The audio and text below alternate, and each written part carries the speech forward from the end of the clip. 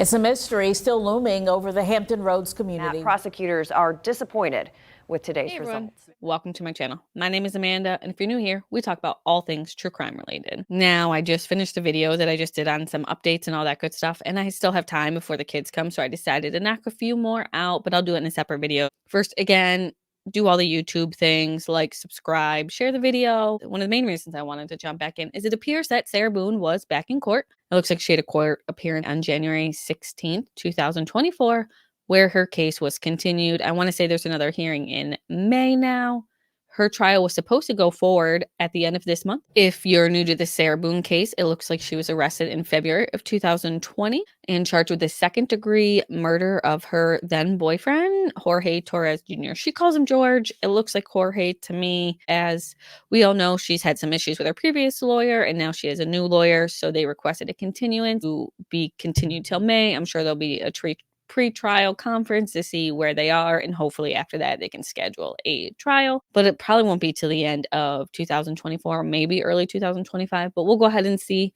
I know that there is a lot in this case. If you've seen any of the interviews or anything, not the interviews, the interrogation or the body cam video, then you know that there's going to be a lot of videos introduced in court. Fair that you all are assuming that the marks that he has on him are from me. We asked you where they came from. I have no idea. Well, nobody else was there, so nobody else is... I have no idea. I swear I did not lay a hand on him. Okay. You just zipped them in the bag. Nor he. You just zipped them in the bag. And then you flipped the bag around several times. I didn't do that intentionally. You didn't intentionally flip the bag around? No. Why would I do that? Well, you Good told us question. you You did. When he was upside down. Right. Well, you had to put him upside down. You can't get in a suitcase upside down because the... Oh my gosh. When you put the stuff in where his body was? That's the unfortunate thing too, is nobody else was there. That's the We have a unfortunate video thing. showing the suitcase in several different positions. So it shows, one, like she just said, it had to have been on its back with the lid open for him to get in there, for you to zip it up. Then it shows it on the other side with him in it, so you had to flip it to there. Then there's another video where it's on his back again, so you had to flip it to I'm there. leaving it like this, please. I'm leaving it like this. I did not intentionally do this. So basically what happened that night is Sarah told police that her and George were having a good night, drinking, doing puzzles, and they decided to play hide and seek, at which point she zipped him up in a suitcase, ran upstairs, ended up passing out, and he passed away in a suitcase. There's some crazy interviews. She seems like a character. She's on like her 7th attorney, but she eventually will go to trial at some point. We shall see. She, like I said, has had a lot of problems with her attorney. Her last attorney was just taken or requested to be removed from her case because basically not even looking at her case, not calling her, not having the right phone number to receive phone calls from her. She just wrote letters. So it was crazy. It is crazy. She seems like a character, like I said, but her trials continued until May. Now, it's weird because I found like no articles on this. I only found like one little thing from Court TV just saying there's a continuance till May. So I'm not exactly sure the date, but I will go ahead and keep you guys updated on that. Now, an update on a video I did about Jennifer Brown. It appears her case has gone through the trial process. Her accused murderer, Blair Watts, was found guilty of first-degree murder on Wednesday, December 13th, 2023. And it looks like he was immediately sentenced to life in prison without the possibility of parole because that is the mandatory sentence for first-degree murder in Pennsylvania. Now, 43-year-old Jennifer Brown of Limerick Township was last seen alive on January 3rd. Her body would later be found in a wooded area behind an industrial facility on January 18th. Now, there would be things found at her gravesite or her burial site and found inside the house that would link the two together. An autopsy would be done, and it found that her cause of death was homicide by unspecified means. So when Jennifer went missing, she was reported missing by a business partner / friend, Blair Watts. Blair and Jennifer were going into business for Birdie's Kitchen, which was a restaurant that Blair was going to run, and Jennifer basically invested in it. I believe it was like around $17,000 she put in it. There were some issues. Basically, he just lied to everybody about it. He seemed like a con man, and it appeared that maybe Jennifer caught on and was like, what's going on with my money? What's happening? And she was murdered.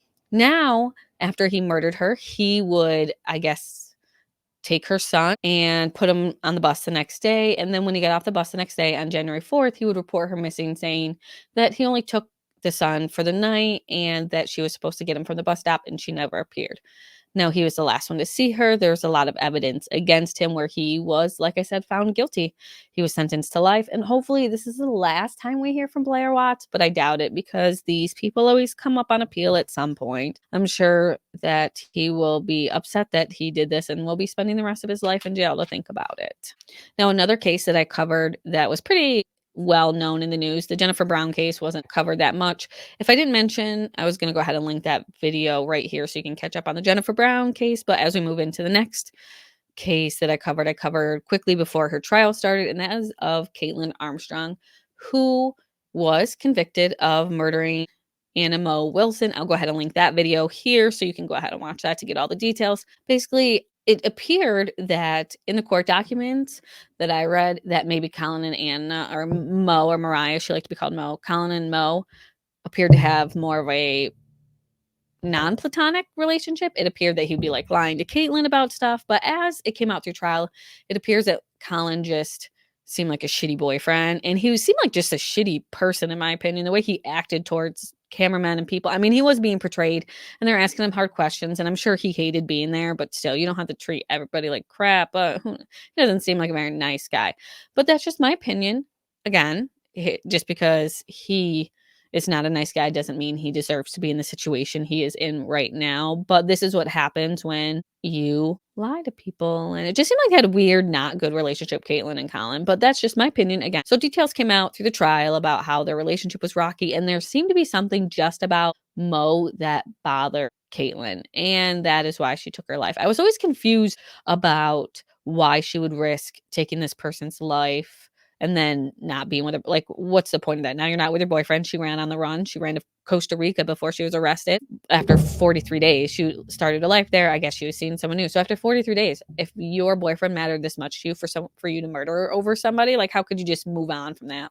But it appears that it was something about Mo that got under her skin, like something that just bothered her, that she couldn't accept Mo being a part of her boyfriend's life. Even it seemed like they were friends. Now, granted, at one point they had a, more than friendship apparently. And maybe Colin was like leading her on, but it appeared like when they went out, they weren't doing anything inappropriate. But again, we weren't there. We don't know. It doesn't matter. Mo should still be alive no matter what. But again, Kaitlin was found guilty and she was sentenced to 90 years in prison on November 17th. And lastly, let's talk about what is happening in the trial of Cory Bigsby versus the state of Virginia. I went ahead and did a video on 4-year-old Cody Bigsby. I'll go ahead and place it right here where you can watch the details of that. But in a nutshell, Cody's father, Cory Bigsby, reported him missing to the Hampton Police Department, which is in Virginia, on January 31st, 2022, saying basically when he woke up, Cody was not in his bed, and he saw Cody about 7 hours prior to this, at like 2 a.m. I think he called at about 9 a.m. Now, the police response to this case, I thought, was pretty good. They seemed to come quick as fuck, bring the dogs, and have heavy search parties right away to try and find Cody. We are here on behalf of 4-year-old Cody Bigsby. We received a call about 9 o'clock this morning from Cory Bigsby, who is the father of 4-year-old Cody. Mr. Bigsby said that he woke up this morning and he found that his son Cody was missing. Mr. Bigsby said that he searched his home and he looked all over. His son was gone. He was nowhere to be found. Our officers responded to the residence, which is located adjacent to me to my right. Our responding officers searched the home again, and we were also unable to find Cody. There were other young children inside the home. The other kids are safe, and they are with us right now, along with Dad. Cody is an African-American child. He is about 3.5 feet tall. He has a medium complexion, and he's believed to be dressed in all black. And it seemed like the police had no success. And sadly, Cody's remains are still not found to this day. But that day, on January 31st, police brought Cory down to the police station to interview him, and he was given actually a lie detector test over the next few days. He was actually there for like 4 days. I don't know what was happening for a few days. He basically was just getting talked to. I would ask to go home at that point. Like, if you're not going to arrest me, go home. Because he pretty much did this to himself, in all honesty. But that's usually, I mean, he started doing it to himself in the first place. But so he was brought down to the police station, given the lie detector test, which I know isn't admissible in court, but I think they can be used to talk to people. I mean, you can still fight it. I feel like if you failed it, you could still be a piece of shit if you passed it. It is what it is. Cory was in for questioning. He would tell police that he left his 4 boys home alone to run errands. His oldest son was 5 years old, then Cody, who was 4, and then he had twins who were only 2 at the time. So he left all 4 boys home alone, again, 5, 4, and 2, while he ran multiple errands on different days. And his reasoning for doing so was that it was just too much to bring them out. Which I understand. 4 kids under 5. I couldn't imagine. I have 3 kids, as a lot of you know, and that was rough. 3 years apart, it just makes me tired all the way down. I can't imagine that close together. However, you can't just leave them home. If you didn't know, can't leave your kids home. Well, with this information, police arrested Cory on 6 counts of neglect within days of his son's disappearance.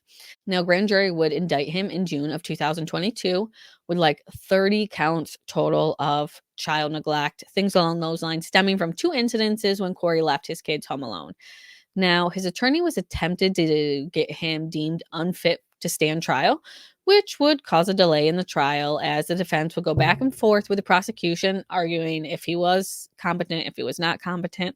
But finally, in June of 2023, and while this was happening in June of 2023, Cory was actually indicted on charges relating to the death of Cody.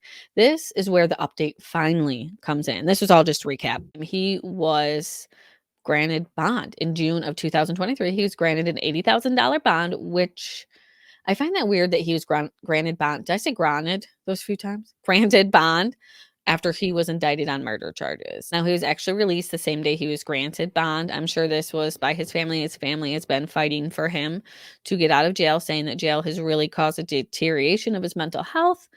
He was also granted the right to have 2 separate trials, one for the neglect of all of his children and then another of the death of Cody. Since they were 2 different incidences, he was granted that right. Now, the trial for Cody was set to begin on November 6th. However, the defense requested a continuance, citing that they needed additional time to review the documents and evidence in the case. The defense said it would take until at least December to finish reviewing everything. The prosecution pushed back, saying that they had sent all the discovery to the defense attorney back in July. But ultimately, the judge did grant the request for a continuance. So now his trial is set for March 4th through 8th of 2024. The judge also made a ruling in regards to a few motions that the defense brought forward. They wanted the confessions that Cory made in jail to be thrown out, saying that they were coerced, which of course she would say that because what else can you say about confessions? Now, it was 3 different confessions that would be allowed in. And one, he told the corrections officer that he went to get something out of his car on this day around this time period when Cody was reported missing. So he went up to his car to get something, and when he returned, he found Cody at the bottom of the steps, unresponsive. He tried CPR and stepped outside and prayed, knowing that he was gone. From there, he told these officers that he put Cody in his car and drove him to a boulevard over in Virginia Beach. In another confession, he told corrections officers that he found Cody unresponsive. He attempted CPR, and once he realized that Cody could not be saved, he put him in a trash bag and in the back of his car for a few days. Now, they found a written confession in his jail cell where Cory said he hit Cody's head on the floor, hit him with his fist, and then he put him in the fridge after he was no longer alive. He would then bury him at some point. I don't believe it said where he buried him. And this letter said that all this took place on June 18th, 2021. Now, this is the date that prosecutors would list in their charging documents is Cory taking the life of Cody on or about June 18th, 2021, which was like 2 days before Father's Day. But it looks like he tries to minimize his role in these stories, like telling people through, in my opinion, these confessions could be a way of his telling his story to minimize what kind of monster he is. Basically, he's saying all these accidents took place because he feels like he's a disgusting human being, or he comes off that way because he is. Now, I will keep you updated this as it hopefully goes to trial in March of 2024, and any other updates, I sure we'll see some more. It seems like this is a crazy case that is along the rest of them that have delays on delays on delays. But if you're still here, I appreciate you so much. Thank you for taking the time to stay with me through this whole thing. If you could like the comment, if you could like the video, subscribe to the channel, and there are some ways to support the channel in the description box. Like you could buy me a coffee. I think there's a description box along with some links for my sources. If you're in the audio version, please make sure to leave a nice review, please. Been a rough few weeks. Nice review or no review at all if you don't have anything nice to say, but that's okay. You don't have to say anything nice. We are judgment free. You don't have to stay here. Feel free to move on if you do not like this channel. But if you do, please again, make sure to share the video with anyone that you like, all that good YouTube stuff. Until the next video, please stay safe out there. The world's an ugly place.